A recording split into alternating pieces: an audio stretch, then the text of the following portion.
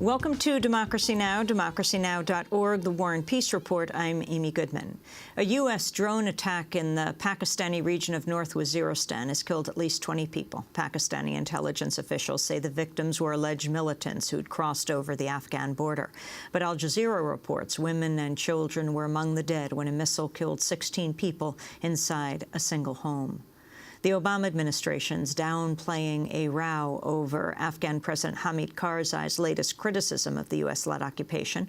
Over the weekend, Karzai urged the U.S. to scale back attacks and end night raids on Afghan homes. Speaking in Washington, Secretary of State Hillary Clinton said U.S. military operations are in Afghanistan's best interests. We remain very sensitive to the concerns, so there have been revisions in the tactical directives that recognize the sensitivity of conducting night operations, but we believe that these operations are in the best interests of the Afghan people, the Afghan government, and the ISAF troops who are working with their Afghan counterparts to secure the country. New details have been revealed on the Obama administration's expansion of military operations to hunt al-Qaeda operatives in Yemen. According to the Wall Street Journal, the U.S. is considering proposals to establish Yemeni military bases in remote areas backed by U.S. Special Operations Forces. The White House is also discussing plans to place control of Special Operations teams hunting for al-Qaeda members under control of the Central Intelligence Agency. Clashes have erupted between protesters and UN troops in Haiti amidst rising unrest over a cholera outbreak that's killed more than 900 people. On Monday, 2 people were killed in a protest at a UN peacekeeping base in the city of Compensate. Nepalese troops stationed there have been accused of inadvertently bringing the cholera outbreak to Haiti. Health experts have said the cholera strain is uncharacteristic of Haiti and the Caribbean, but closely matches the Nepalese troops' home region. Over 14,600 people have been treated with cholera-like symptoms, and cases have now been reported in all 10 of Haiti's provinces. At a tent camp in Port-au-Prince, Francois Servchank of the group Doctors Without Borders said the outbreak continues to grow. Here in Port-au-Prince, the number of cases is still increasing. In our different facilities, we work in 8 different places in Port-au-Prince. It's not anymore doubling every day like it was a couple of days, but it's still a pretty significant increase. We are talking about more than 1,000 patients being treated in a week, basically. The United Nations has warned some 270,000 Haitians could fall ill in the coming years. Britain's reportedly agreed to compensate about a dozen former Guantanamo prisoners for abetting their torture and abuse. The British government launched an inquiry into the prisoners' allegations of torture in July. A formal announcement is expected later today. The payouts come as Amnesty International is urging the European Union to take action over the CIA's rendition flights and secret prisons on European soil. In a new report, Amnesty says the EU has failed to hold member states to account for participating in the Bush-era rendition and torture program. Amnesty International's Julia Hall says accountability in Europe would put pressure on the Obama administration to follow suit.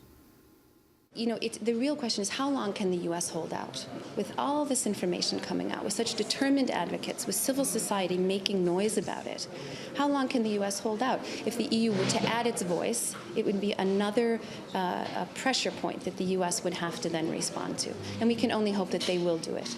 Palestinians are voicing outrage over a sweeping package of U.S. incentives to coax Israel to partially freeze settlement expansion for just 3 months.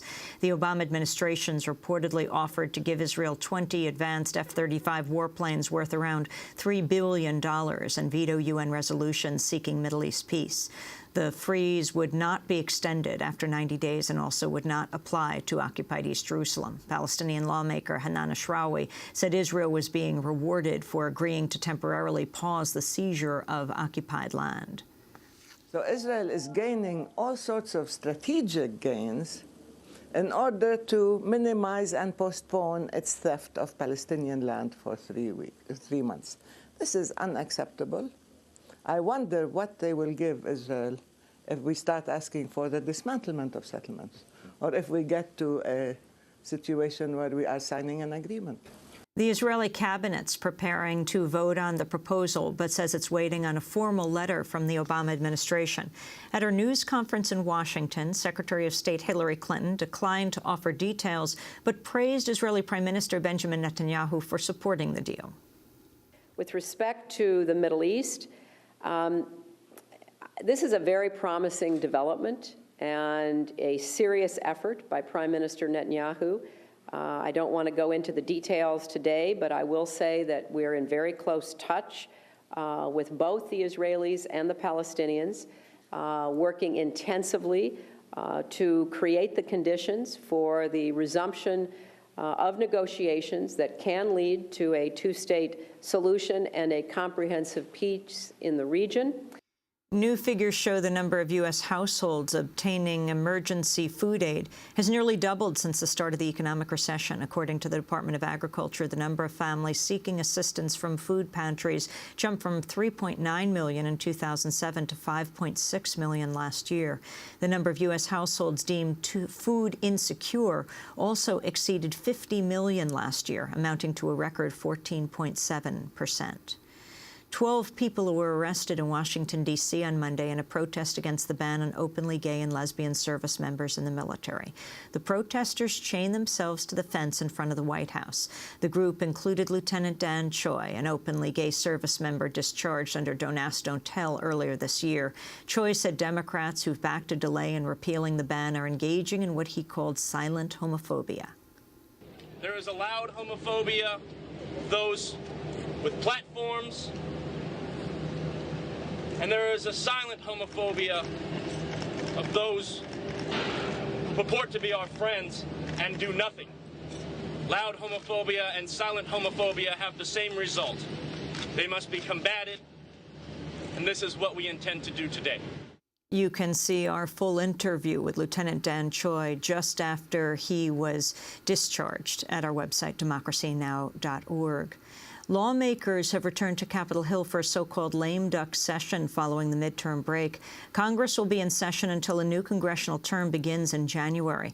On Monday, Senate Republican leader Mitch McConnell announced he would back down on opposing a ban on earmarks. The Tea Party movement has rallied Republican lawmakers to oppose the practice. Speaking on the Senate floor, Democratic Senator Arlen Specter urged lawmakers not to remain idle until the new Congress begins. Begin by suggesting that our session does not necessarily have to be a lame duck, that we have the capacity to respond to the many pressing problems of the country as we choose. We can spread our wings and we can fly. In other news from Washington, the House Ethics Committee has ruled there's sufficient evidence to consider a wave of ethics charges against Democratic Congressmember Charles Rangel of New York. Rangel's accused of 13 violations, including improper political donations and tax filings. The committee's ruling came after Rangel walked out of a hearing in protest. Congressmember Rangel had asked for a delay because he says he can't afford to pay his attorneys. The committee will now consider whether to formally convict Rangel and recommend penalties. A former Alabama state trooper has pleaded guilty to killing a black protester at a civil rights march 45 years ago.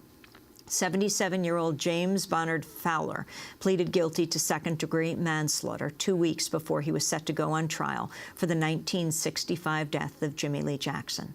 Jackson's slaying set off a protest march in nearby Selma that became known as Bloody Sunday when Alabama police attacked demonstrators crossing a bridge. The Reverend Martin Luther King preached at Jackson's funeral. Fowler has been sentenced to 6 months in prison. And the U.S. peace activist Tristan Anderson has given his first interview since being critically injured when Israeli soldiers fired a high-velocity tear gas canister directly at his head in 2009. Anderson was shot while taking part in a weekly nonviolent protest against Israel's separation wall in the West Bank village of Nilin.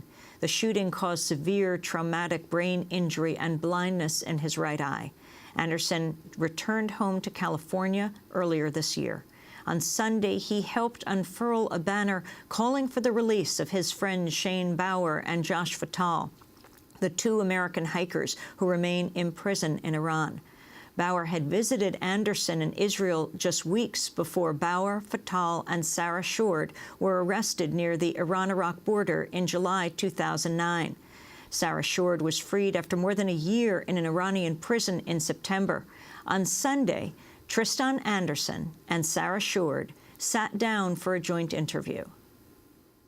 Well, I was visiting Israel and Palestine.